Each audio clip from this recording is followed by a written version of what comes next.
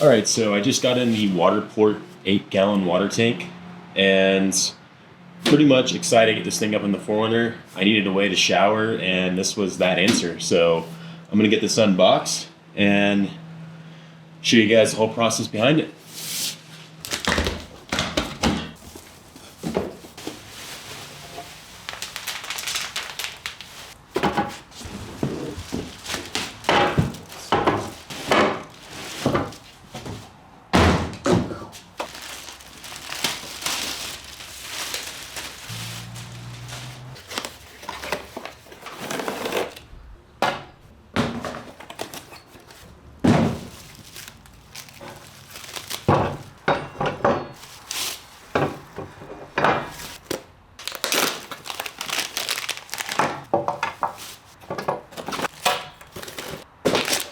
All right, so what's included is the two mounting brackets.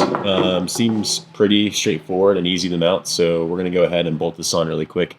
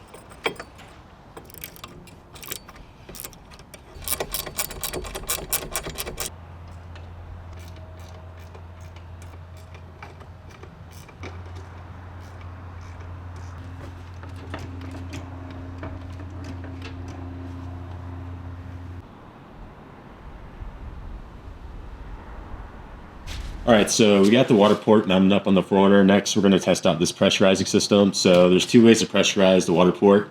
One is going to be using this adapter, which hooks up to your standard garden hose.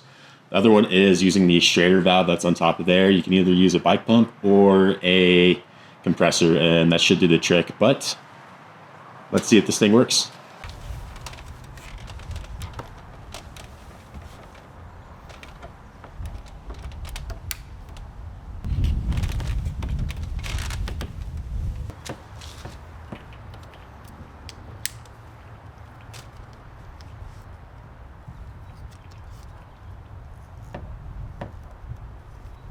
All right, so this is all hooked up.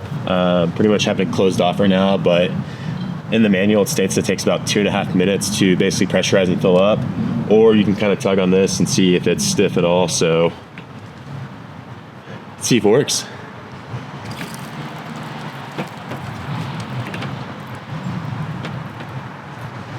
It's going.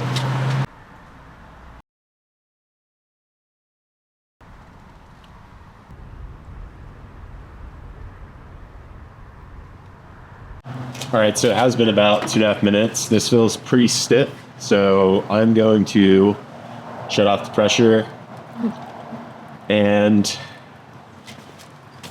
see if this thing works.